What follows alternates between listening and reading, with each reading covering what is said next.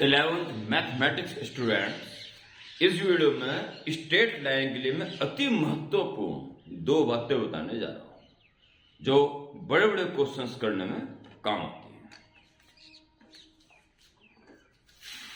Number 1 यहां बता दूंगा और नंबर 2 यहां। पहली बात, कोई स्ट्रेट लाइन अगर आपको दे रखी हो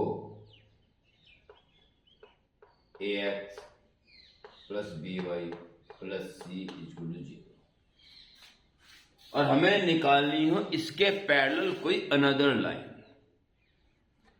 तो इसका मतलब क्या होगा कि स्लोप एक जैसा होगा, यानी एक्स और वाई के टर्म्स नहीं बदलेंगे, केवल कांस्टेंट टर्म चेंज। वो ये तो कहेगा नहीं कि ये लाइन दे रखी है इसके पैरेलल लाइन निकालो, क्योंकि उससे पैरेलल तो बहुत सारी होंगी, उसे एक बात और भी कहनी पड़ेगी, ठीक है, तब जाके पर्टिकुलर लाइन होती है और तब जाके उसकी इक्वेशन निकलेगी। तो ये जो मैं लिखाने जा रहा हूं अब आपको, ये अति महत्वपूर्ण है।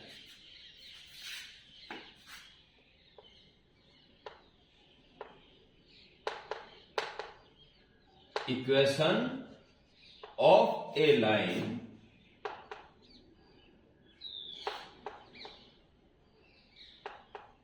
parallel to line ax plus by plus c equal to 0 is, इसके पैरेलल लाइन क्या होगी?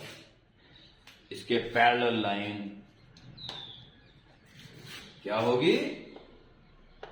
ax प्लस by को बिल्कुल ना छेड़े, सिर्फ कांस्टेंट टर्म चेंज कर दे, इज इक्वल टू 0।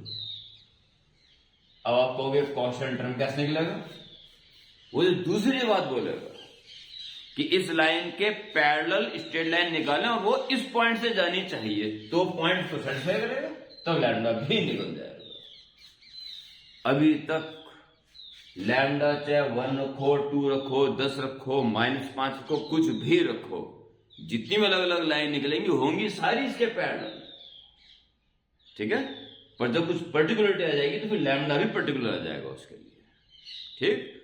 तो ये ध्यान में रखें, किसी स्ट्रेट लाइन की इक्वेशन में सिर्फ एक परिवर्तन कर दो, कांस्टेंट टर्म चेंज कर दो, तो वो उसी लाइन के पैरेलल किसी अनदर लाइन की इक्वेशन हो जाएगी, केवल एक परिवर्तन।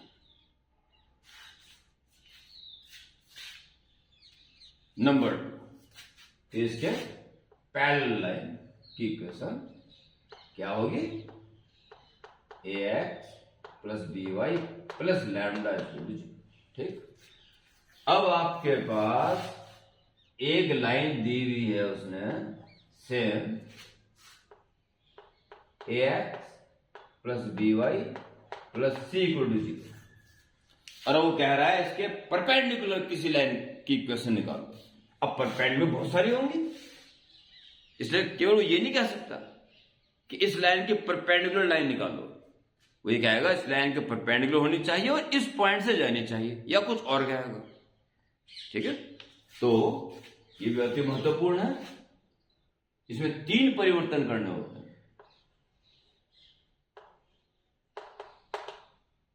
Equation of A line perpendicular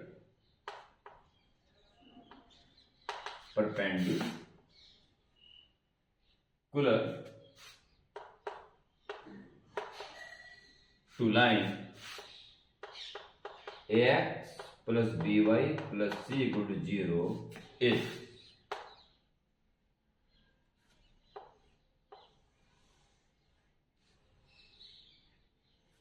केवल एक परिवर्तन कर दो कांस्टेंट का तो पैरेलल लाइन निकल जाएगी, और अगर आपने 3 परिवर्तन कर दिए तो परपेंडिकुलर लाइन आपके हाथ में आ जाएगी।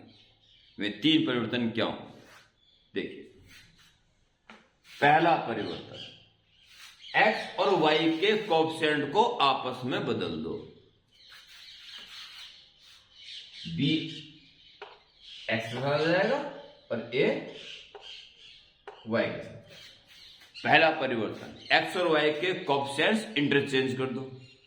दूसरा परिवर्तन, एक्स और वाई के बीच का साइन चेंज कर दो, प्लस था माइनस कर दो, एक्चुअली साइन ऑफ वाई हुआ, पर इससे ठीक रहता है ना कि एक्स और वाई के बीच का साइन चेंज कर दो। और तीसरा परिवर्तन वही है, कांस्टेंट टर्म चेंज है, इक्वल टू जी। जो क्या आएगा कि इस लाइन के परपेंडिकुलर लाइन निकालनी है, तो ये तीन परिवर्तन कर दो, एक्स वाई के कोएफिशिएंट को बदल दो आपस में, एक्स वाई के बीच का साइन चेंज कर दो और कांस्टेंट टर्म चेंज कर दो।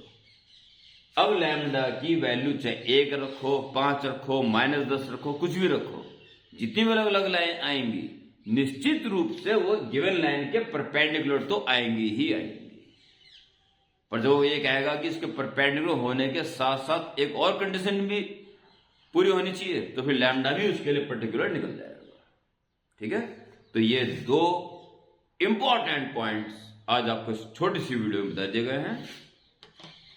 पैरेलल लाइन निकालने के लिए केवल एक परिवर्तन, कांस्टेंट टर्म चेंज कर।